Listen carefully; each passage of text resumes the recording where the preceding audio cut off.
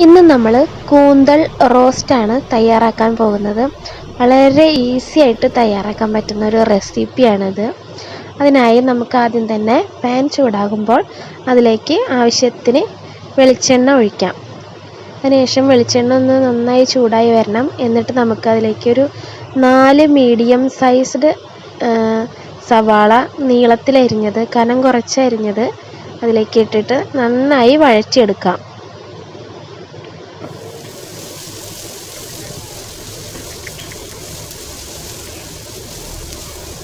Medium ഫ്ലെയിമിൽ വെച്ച് വേണം നമ്മൾ സവാള വഴറ്റിയെടുക്കാൻ.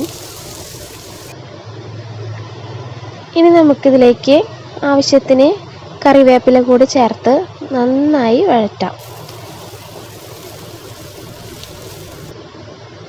ഇപ്പം നമ്മൾ സവാള കുറച്ച് വഴണ്ടി വന്നിട്ടുണ്ട്. ഈ ടൈമിലാണ് നമ്മൾ പച്ചമുളക് ചേർക്കുന്നത്. ഒരു 4 പച്ചമുളകാണ് ഞാനിവിടെ എടുത്തേക്കുന്നത്.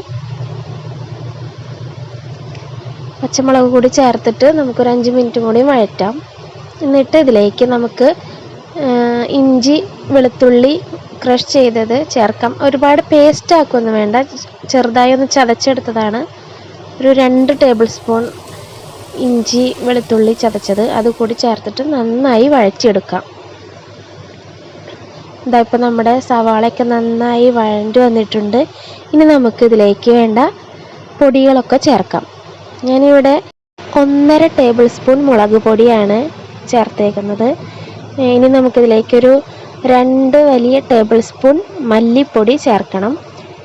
പിന്നെ 1 ടീസ്പൂൺ നിറച്ച് മഞ്ഞൾപ്പൊടി, പിന്നെ ഒരു ടേബിൾ സ്പൂൺ കുരുമുളക് പൊടി, ആവശ്യത്തിന് ഉപ്പൊക്കെ ഓരോരുത്തരുടെ ആവശ്യാനുസരണം ചേർക്കാം. അതിന് അളവൊന്നും പറയുന്നില്ല.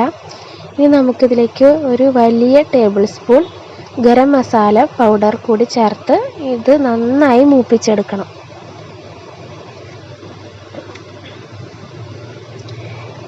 അങ്ങനെ നമ്മുടെ മസാലപ്പൊടികളെല്ലാം ഇവിടെ മൂത്ത് വന്നിട്ടുണ്ട്. ഈ ടൈമിലാണ് നമ്മളിതിലേക്ക് തക്കാളി ചേർക്കുന്നത്.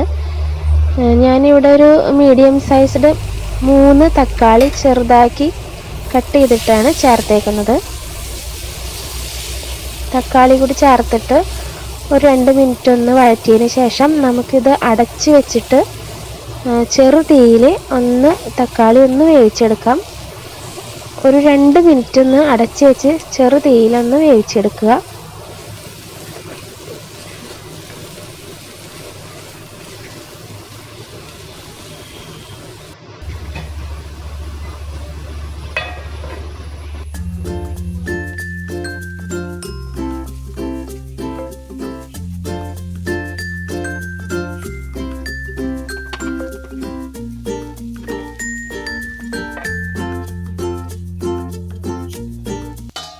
അങ്ങനെ ഇപ്പം നമ്മുടെ തക്കാളി എല്ലാം കുറച്ച് വെന്ത് വന്നിട്ടുണ്ട്.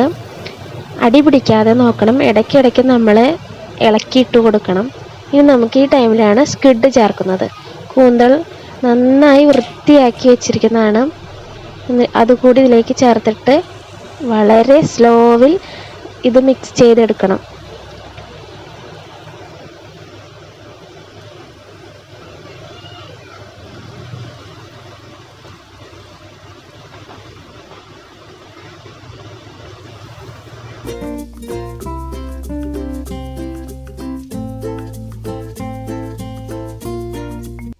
അങ്ങനെ നമ്മളെ കൂന്തൽ എല്ലാം നന്നായി മസാലയിൽ മിക്സ് ചെയ്തിട്ടുണ്ട്. ഇതിലേക്ക് വെള്ളം ചേർക്കരുത്, കാരണം കൂന്തലിൽ നിറയെ വാട്ടർ കണ്ടൻറ്റ് ഉള്ളതിനാൽ നമ്മൾ എക്സ്ട്രാ വെള്ളമൊന്നും ചേർക്കേണ്ട ആവശ്യമില്ല. ഇനി നമുക്കിത് മൂടി വെച്ചിട്ട് സിമ്മിലിട്ടിട്ട് വേണം ഇത് വേവിച്ചെടുക്കാൻ. ഇത് പെട്ടെന്ന് വെന്ത് വരുന്നൊരു മീനാണ്. അതുകൊണ്ട് നല്ലോണം ഫ്ലെയിം കൂട്ടിയിട്ട് കഴിഞ്ഞാൽ അത് അടി പിടിക്കും. നമ്മൾ വെള്ളമൊന്നും ചേർക്കുന്നില്ല, അതുകൊണ്ട് ലോ ഫ്ലെയിമിലിട്ടിട്ട് ഇത് കുക്ക് ചെയ്യണം.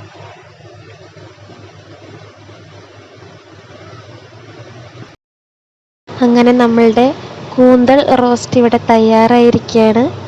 വളരെ എളുപ്പത്തിൽ തയ്യാറാക്കാൻ പറ്റുന്നൊരു റെസിപ്പിയാണ്. ഇതെല്ലാവരും ട്രൈ ചെയ്യണം. ഫീഡ്ബാക്ക് കമൻറ്റ് ചെയ്യണം.